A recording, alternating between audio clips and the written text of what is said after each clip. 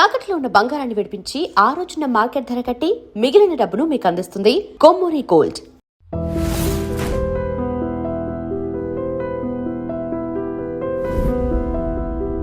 మీకు ఆల్మోస్ట్ మీ పెళ్ళి ఎన్నాళ్ళు అయిందండి ఇప్పటికి?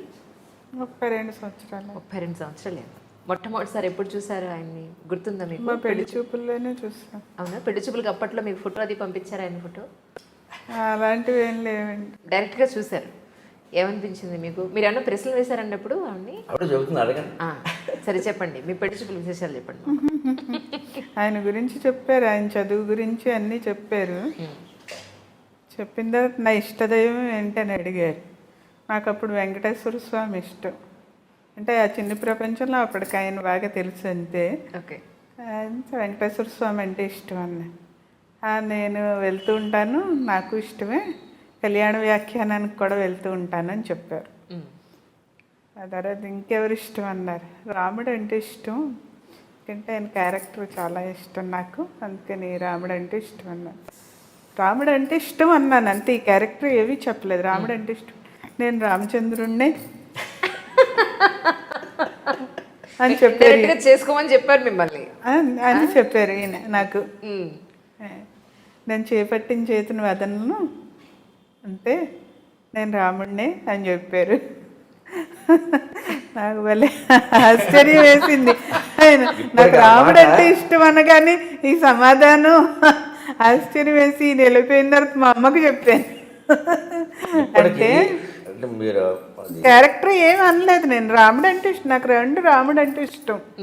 అందుకే రాముడిలో ప్రత్యేకత ఏకపత్ని వ్రతం కదా. వీరత్వం అన్నీ ఉన్న అనేకం ఉన్న రాముడిలో ధర్మ నిర్వహణ చాలా ముఖ్యం. ఏకపత్ని వ్రతం చాలా చిన్న విషయం, దాన్ని అంత పెద్ద చేయక్కర్లేదు. పైగా నిజానికి ఆనాటి క్షత్రియులు రాజుల్లో ఏకపత్ని వ్రతం అనేది అంత గొప్పగా చెప్పుకోవాల్సిన విషయం కాదు. ఇప్పుడు ఎక్కువ మంది భార్యలు ఉన్నవాళ్ళు దేశాన్ని నేను దోచుకుతాను లేదు అంటే మీరు సమర్థిస్తున్నారు. దాని గురించి దానికి దీనికి సంబంధం లేదు. పరిపాలన, రాజు అన్నాక పరిపాలన ముఖ్యం, కానీ ఆయన ఇద్దరు ముగ్గురు చేసుకోవడం అనేది పెద్ద విషయం కాదు. మీరు రాజు పాయింట్ ఆఫ్ వ్యూలో చెప్తున్నారు, మరి రాణుల పాయింట్ ఆఫ్ వ్యూలో చెప్పరా? వేరే విషయం. ఆ మాటకు వస్తే తగాదాలకు వీళ్ళు ఎక్కువ మందిని చేసుకోవడమే కారణం. లేకపోతే ఎందుకు తగాదాలు వస్తాయి? దశరథుడు కైకైన స్వార్థపరురాలు అంటారు, కానీ దశరథుల కారణంగా ఆవిడ అయింది, లేకపోతే ఎందుకు అవుతుంది? అది వేరే విషయం. కానీ రాముడిలో ధర్మ నిర్వహణ ఇవన్నీ. కానీ స్త్రీలు రామచంద్రమూర్తిని ఇష్టపడ్డారు అంటే నాకు కలిగిన అభిప్రాయం ఏంటంటే ఏకపత్ని వ్రతం వల్లే ఇష్టపడతారు. పరిపాలన, ధర్మ నిర్వహణ వారికి ఎందుకు అనిపిస్తుంది? అది వీరత్వం ఇవన్నీ కాదు. మనిషి గీటు దాటడు. నేను ఆ రోజు ఓ ప్రమాణపూర్వకంగానే అన్నా, ఖచ్చితంగా మీరు అటువంటి రాముడినే చూస్తారన్న. ఆ నచ్చిన క్వాలిటీ ఉంటే నాకు అర్థమైంది. ఆ మాట ఇప్పుడు ఈ మధ్య కూడా 15 రోజుల క్రితం నేను అలాగే చూస్తున్నాను అనుకుంటుంది. ఎందుకంటే ఇప్పుడు నేనున్న రంగానికి, ఇంతకుముందున్న అవధాన రంగానికి, అప్పటి నా వయస్సుకి, నాకున్న ఆదాయానికి, నాకున్న పేరు ప్రఖ్యాతులకి ఎన్ని రకాల వెనకాల చాపయ్యాలకు అవకాశం ఉంటుందో ఊహించడం. చాలా దెబ్బతిన్న వాళ్ళు ఉన్నారు, ఇబ్బందులు పడి తప్పుకున్నవాడు ఉన్నారు. ఆ భయం సహజంగా భార్యకు ఉంటుంది, నాకు ఉంటుంది ఎప్పటికప్పుడు. కొన్ని సందర్భాల్లో నేను మా అమ్మవారి దగ్గర అమ్మ నన్ను కాపాడని ఒత్తుకున్న సందర్భాలు ఉన్నాయి. అంటే మనస్సులోకి చెడు ఆలోచన రాకుండా కాపాడుతుంది. అది కూడా ఎప్పుడైనా మన మనస్సులో ఒక పొరపాటు ఆలోచన వచ్చినప్పుడు భగవంతుడి దగ్గర చెప్పుకోవచ్చు. ఇంకెక్కడ చెప్పుకుంటాం? నేనేమిటమ్మా నా స్థాయి, నాకు ఇలాంటి ఆలోచనలు వస్తున్నాయి అని ఎప్పుడైనా వస్తే కూడా ఒకసారి పాపపు చింతయంచు బలవంతముగా మరలింపనేటికిన్ పాపము పుణ్యము పరమ పావని నీదు స్వరూపముంచు నీ పాపట పింద చెప్పినది భగవతమున దేవి. పాపము పుణ్యమున్ పరమ పావని నీదు స్వరూపముంచు నీ పాపట పింద చెప్పినది భగవతమున దేవి. ఈపయన్ చీపురు తోడ చిమ్మెదను చింతను చింతను గూర్చి చింతను. ఇలాంటి పద్యాలు తన్నుకుంటూ వచ్చాయంటే కారణం అది. అయితే నాకు గొప్ప నమ్మకం అమ్మవారి మీద, భగవంతుడి మీద. ఎందుకంటే ఈ పద్యం ఇలా చెప్పి నా మనస్సులో భావం అక్కడ కక్కగానే ఆ భావం దూరం అయిపోయింది. అంత గొప్పతనం ఉంది కలుగుతాం. భారం తీరిపోతుంది. చెప్పేశాం. ఆవిడ చూసుకుంది అలాగే. మనిషి తప్పటోడు వేయకుండా, దిగజారిపోకుండా, ఇంత డబ్బు రాని ఏమి రాని, దాని మీద కాంక్ష లేకుండా, మాకు ఏమీ లోట్లేదు, భగవంతుడి దయవల్ల శుభ్రంగా ఉన్నా. పొలం ఉంది, ఇల్లు ఉంది, స్థలం ఉంది, డబ్బులు ఉన్నాయి, ఆవిడ బంగారం చూస్తున్నారుగా ఉంది, ఏమి లోట్లేదు. కానీ దాని మీద వ్యామోహం. ఇప్పుడన్నా అమ్మ నువ్వే దిక్కు లేదా భగవంతుడు నువ్వే దిక్కు అనే ఒక శరణాగతికి వచ్చిన సందర్భం కానీ, భగవంతుడు ఉన్నాడు అని అనిపించిన సందర్భంగానే అనిపించిందండి. ఉన్నాడని ఎప్పుడు మొదటి నుంచి ఉందిగా నమ్మకం, దానికి ఉంది. కానీ నువ్వే దిక్కు, నువ్వు తప్పితే నన్ను ఎవరూ కాపాడలేరు అని 3-4 సందర్భాలు ఉన్నాయి. అన్నీ మనం బయటికి చెప్పగలిగినవి కాదు. కుటుంబ పరంగా ఉండొచ్చు, బయట సామాజికంగా ఉండొచ్చు. ముఖ్యంగా ఉద్యోగపరంగా నేను ఎదుర్కొన్న ఇబ్బందులు ఎక్కువ ఉన్నాయి. ఉద్యోగాలు తరచు మారాల్సి వచ్చింది. ఇక దోషం వారిదే నాదా ఆ చర్చ ఇప్పుడు అనవసరం. ఆ మార్పులో చాలా కంగారుగా ఉండేది. ఎప్పుడు పాపం తను సహకరిస్తూనే వచ్చింది, కానీ నాకు కంగారు ఉంటుంది కదా. అలాగే ఏదో పౌరుషానికి పోయి సొంతంగా కాలేజీ పెట్టే 2 ఎకరాలు అటువంటిప్పుడు మరి ఎవరండి శరణం? ఎకరాలు ఎవరు కొంటారు? ఏదైనా కానీ నీ కనుపాపలు నమ్ముకున్నాను అని ఆ పద్యాలు చెప్తూనే ఉంటాను. ఒక సందర్భంలో బాగుందమ్మా సహస్రావధానం చేసినా కూడా నాకు సరైన డబ్బు రాలి. ఎందుకంటే ఎవరిని అనవలసిన పని లేదు, వసూలైందే అంత. వాళ్ళు ఏం చేస్తారు? ఆ అవధానం చేయించడమే చాలా గొప్ప విషయం. కాకినాడలో ఐడియల్ కాలేజీ లెక్చరర్లు చందాలు వేసుకుని చందాలు వసూలు చేసి జరిపించారు. అంతకంటే ఎక్కడ చేస్తారు?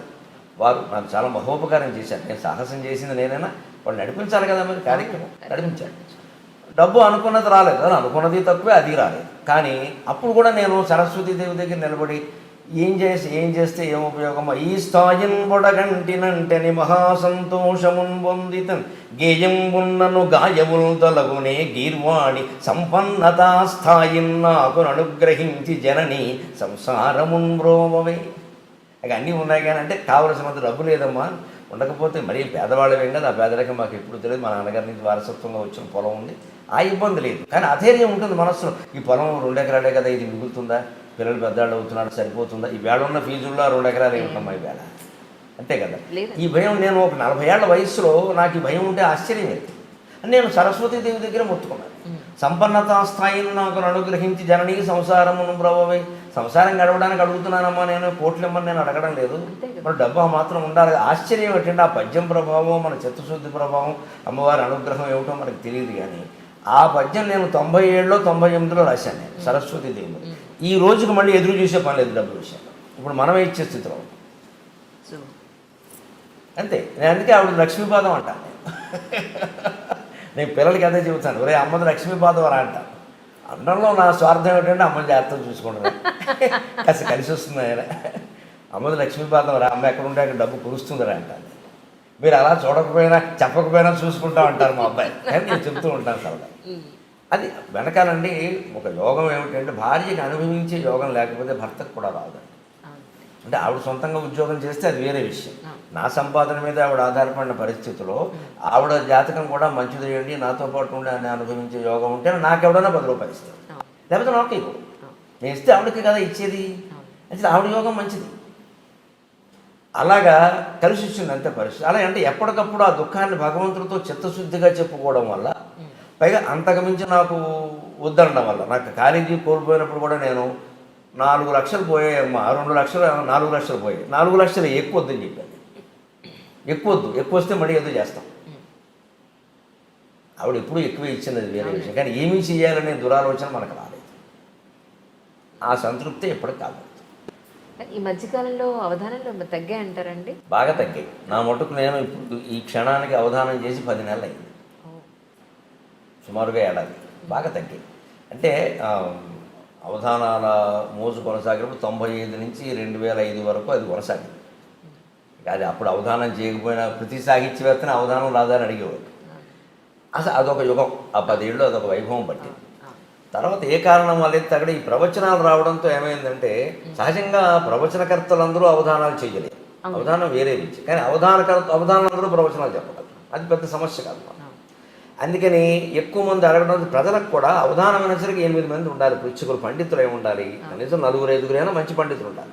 2-3 మామూలు వాళ్ళని పెట్టినా పర్వాలేదు, అది దొరకద్దు. ఇవాళ అది కూడా సమస్య. కానీ అది ప్రశ్న అడిగేయానికి అది ఏ ఛందస్సులో ఉంటుందో తెలియదు, ఏమడగాలో తెలియదు. అది నిర్వహణ కష్టం. 10 మందిని కూర్చోబెట్టాలి వేదిక మీద, 10 మందిని తీసుకురావాలి, ఖర్చులు ఇవ్వాలి, సన్మానాలు చేయాలి, రూములు బుక్ చేయాలి, ఇవన్నీ. ఎందుకంటే ప్రవచనం పెట్టేస్తే ఇచ్చేదేదో గురువు గారికి ఇచ్చేసి వైభవం చేసేస్తే వదిలిపోతే మొత్తం వచ్చేస్తారు.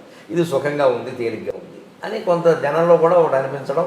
సరే ఏదైనా ఆ వైభవం ఇప్పుడు ప్రవచనానికి పట్టింది. మనం సరే ఎందుకైనా మంచిదని ముందు జాగ్రత్తలో ఉన్నాం కాబట్టి అటు ఇటు బాగా తగ్గిన మాట నిజం. Press the bell icon for more updates. Subscribe to iDream. Subscribe to iDream. Please subscribe to iDream. Subscribe to iDream. Please subscribe to iDream. For more such videos, please subscribe to iDream. For more videos, please subscribe to iDream. And you're watching iDream Media. Please like, share, and subscribe to the channel. And don't forget to subscribe to iDream. Please subscribe iDream Media. Do subscribe to iDream. Subscribe to iDream Media. Do subscribe to iDream Media. Don't forget to subscribe. Click on the button below. Don't forget to subscribe to iDream.